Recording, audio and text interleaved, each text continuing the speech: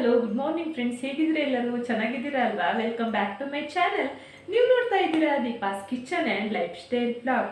Friends, ಇವತ್ತು ನಾನು ಏನು ವಿಡಿಯೋ ಮಾಡ್ತಾ ಇದ್ದೀನಿ ಅಂತ ಹೇಳಿದ್ರೆ ಇದೊಂದು ರಿಕ್ವೆಸ್ಟೆಡ್ ವಿಡಿಯೋ ಅಂತಲೇ ಹೇಳ್ಬೋದು. ಯಾಕಂದರೆ ಎಲ್ಲರೂ ಕೂಡ ಕೇಳ್ತಾ ಇದ್ರು ಹೇರ್ ಫಾಲ್ಗೆ ಏನಾದರೂ ಒಂದು ಸೊಲ್ಯೂಷನ್ ಹೇಳಿ ಅಂತ.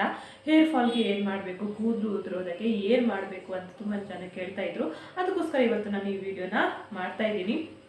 ಹೇರ್ ಫಾಲ್ ತುಂಬ ಕಾರಣಗಳಿಂದ ಆಗುತ್ತೆ. ಕೆಲವರು ಕೂದಲಿಗೆ ಎಣ್ಣೆನೇ ಹಚ್ಚೋದಿಲ್ಲ, ಇದರಿಂದ ಕೂದಲಿನ ಬುಡ ದುರ್ಬಲ ಆಗಿ ಕೂದಲು ಉದುರೋ ಅಂತ ಸಾಧ್ಯತೆ ಹೆಚ್ಚಾಗಿರ್ತದೆ. ಆನಂತರ ಡ್ಯಾಂಡ್ರಫ್ ಆದರೆ ಕೂಡ ಹೇರ್ ಫಾಲ್ ತುಂಬಾ ಆಗ್ತದೆ. ಇನ್ನು ಕೆಲವರು ತುಂಬಾ ಟೆನ್ಷನ್ ಮಾಡ್ಕೊಳ್ತಾರೆ. ಇದರಿಂದ ಕೂಡ ಹೇರ್ ಫಾಲ್ ತುಂಬಾ ಆಗುತ್ತೆ. ನಾನಿವತ್ತು ಹೇಳ್ಕೊಡುವಂತಹ ಈ ಮದ್ದಿಂದ ಹೇರ್ ಫಾಲ್ ನೀವು ತಕ್ಷಣವೇ ಕಂಟ್ರೋಲ್ ಮಾಡ್ಕೊಳ್ಬೋದು. ಮತ್ತು ಇದರಿಂದ ಕೂದಲು ಕೂಡ ಚೆನ್ನಾಗಿ ಬೆಳೆಯುತ್ತೆ, ಉದ್ದಕ್ಕೆ ಬೆಳೆಯುತ್ತೆ. ಇದನ್ನು ಯಾವ ರೀತಿ ಮಾಡ್ಕೊಳ್ಳೋದು ಅಂತ ನಾನು ಇವತ್ತು ನಿಮಗೆ ತಿಳಿಸ್ಕೊಡ್ತಾ ಇದ್ದೀನಿ. ಅದನ್ನು ಯಾವ ರೀತಿ ಅಪ್ಲೈ ಮಾಡಬೇಕು ಅನ್ನೋದನ್ನು ಕೂಡ ನಾನು ನಿಮಗೆ ತಿಳಿಸ್ಕೊಡ್ತಾ ಇದ್ದೀನಿ.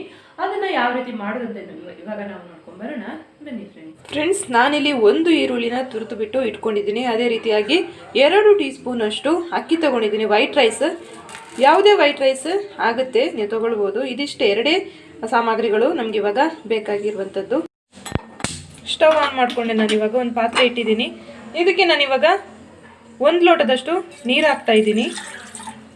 ಈ ಲೋಟ ಮೆಜರ್ಮೆಂಟಲ್ಲಿ 1 ಲೋಟದಷ್ಟು ನೀರು ಹಾಕ್ಕೊಂಡೆ.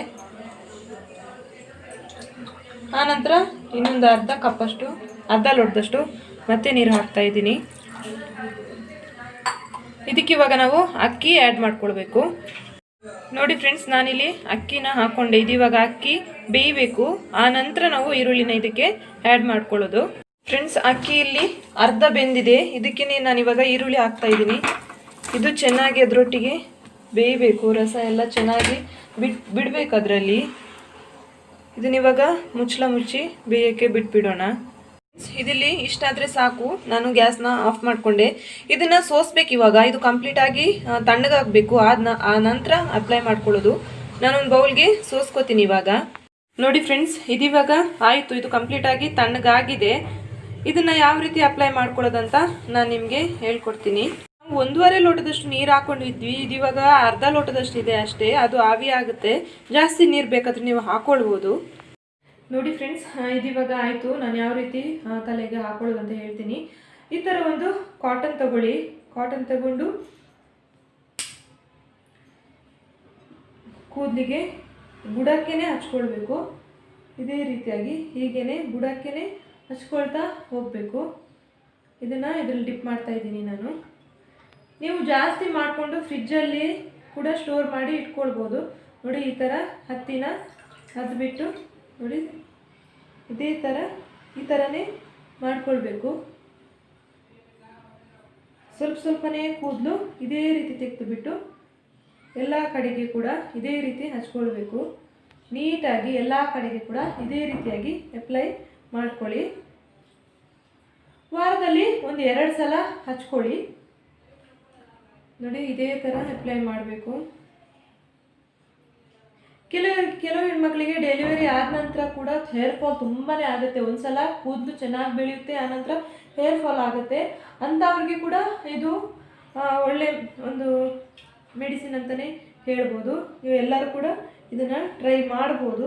ನೋಡಿ, ಇದೇ ಥರ ಸುತ್ತಲೂ ಇದೇ ಥರ ಹಚ್ಕೊಂಡು ತಲೆಗೆ ಕ್ಲಿಪ್ ಹಾಕಿ 1.5 ಗಂಟೆ ಹಾಗೇ ಬಿಟ್ಬಿಡಿ.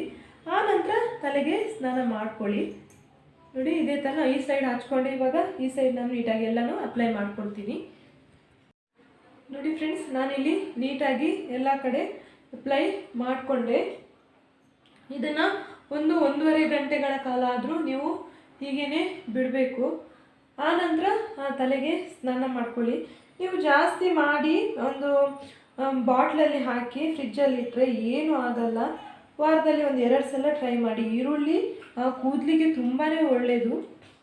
ಇದೇ ಥರ ನೀವು ಕೂಡ ಮಾಡಿ. ಹೇರ್ ಫಾಲ್ಗೆ ತುಂಬಾ ಚೆನ್ನಾಗಾಗುತ್ತೆ. ಇದು ನೋಡಿದ್ರಲ್ವ ಫ್ರೆಂಡ್ಸ್, ನಾವು ಮನೆಯಲ್ಲಿರುವ ವಸ್ತುಗಳಿಂದ ಒಂದು ಹೇರ್ ಫಾಲ್ಗೆ ಯಾವ ರೀತಿ ಒಂದು ಮದ್ದನ್ನು ಮಾಡ್ಕೊಂಡ್ವಿ ಅಂತ. ಇದು ತುಂಬಾ ಚೆನ್ನಾಗಾಗುತ್ತೆ. ಇದನ್ನು ನಾನು ಕೂಡ ಮೊದಲು ಟ್ರೈ ಮಾಡಿನೇ ನಿಮ್ಗೆ ಹೇಳ್ತಾ ಇದ್ದೀನಿ.